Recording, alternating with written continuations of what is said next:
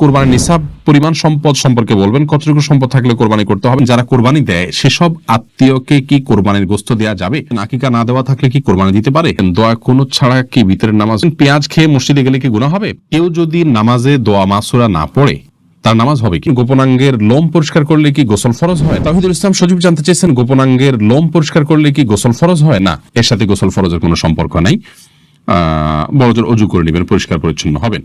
আপনি জানতে চেয়েছেন কেউ যদি নামাজে দোয়া মাসুরা না পড়ে তার নামাজ হবে কিনা, হয়ে যাবে। দোয়া মাসুরা পড়া এটা ফরজ বা ওয়াজিব নয়।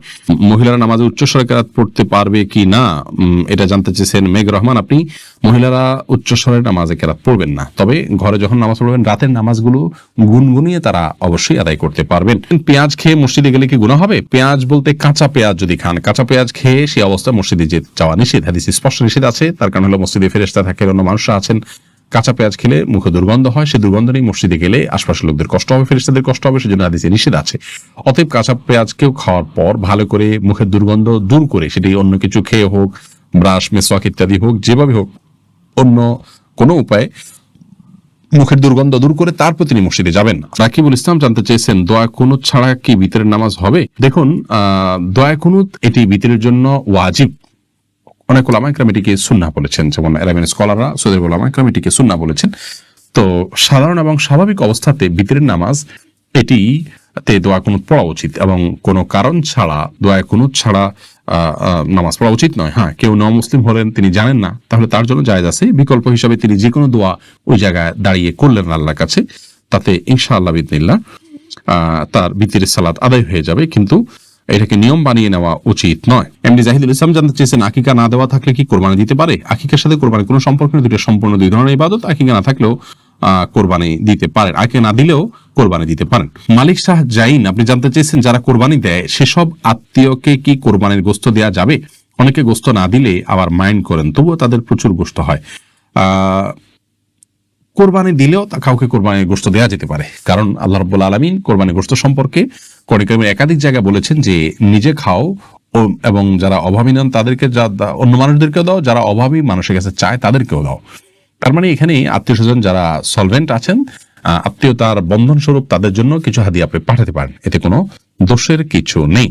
এরপরে নাইমুল হক আজাদ জানতে চেয়েছেন কোরবানির নিসাব পরিমাণ সম্পদ সম্পর্কে বলবেন, কতটুকু সম্পদ থাকলে কোরবানি করতে হবে। কোরবানির নিসাব হলো যাকাতের নিসাব। একজন মানুষের কাছে 595 গ্রাম রূপা বা তার সমমূল্য যদি থাকে তাহলে তার উপরে কোরবানি বর্তাবে, এবং সেই নিসাবটি হলো বর্তমান বাজার মূল্য হিসাব করলে আপনার 595 গ্রাম রূপার যে মূল্য আছে সেটি হয়তো 40 বা 50 হাজার টাকা বা তার কাছাকাছি ফিগারে থাকবে।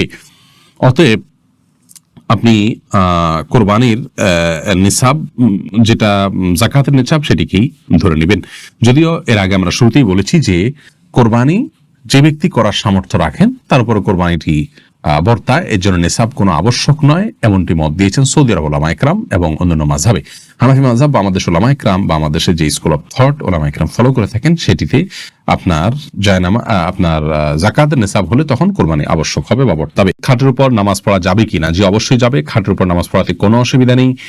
অনেকে মনে করেন যে খাটের উপরে বা বিছানা চাদর উপর নামাজ পড়ার জন্য বিছানা চাদর ধোয়া থাকে, পরিষ্কার থাকে, নাপাক দেখা না যায়, কোনো নাপাকের আলামত না থাকে, তাহলে সেখানে সালাত আদায় করতে কোনো অসুবিধা নেই।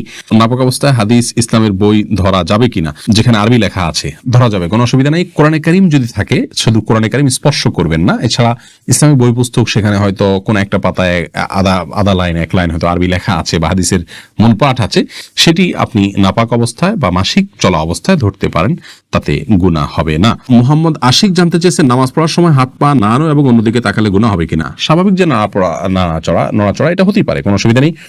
অন্যদিকে তাকানো বলতে একদম আপনার ডানে বামে ঘুরিয়ে ফিরিয়ে বা চুরি করে যেটাকে তাকানো বলে, এভাবে তাকানো তো অবশ্যই দোষের, কিন্তু আপনার যে দাঁড়ানোর এরিয়া এর ধারে কাছের যে জায়গাগুলো, কথা কয়েক হাতের জায়গাগুলো দেখা যায় চোখের এরিয়াতে চলে আসে, ইচ্ছাকৃতভাবে তাকিয়ে থাকা অনুচিত, কিন্তু চোখের এরিয়াতে চলে আসে, সেটি দোষের কোনো কারণ নয়।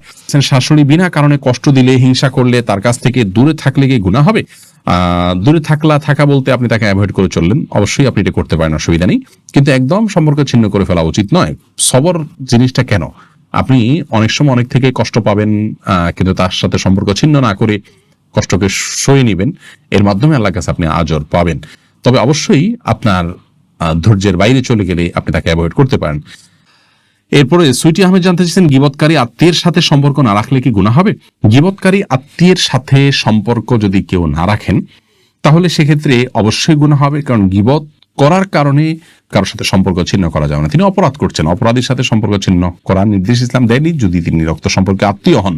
হ্যাঁ, আপনি তার সাথে গীবতের মজলিসে যোগদান করবেন না, সেটিকে অ্যাভয়েড করবেন, কিন্তু সম্পর্ক ছিন্ন করা, তার সাথে যোগাযোগ না রাখা, এটা করা উচিত নয়। এটা অতিরঞ্জন হবে, বাড়াবাড়ি হবে, এবং আত্মীয়তার সম্পর্ক রক্ষা করা অনেক গুরুত্বপূর্ণ বিষয় ইসলামে।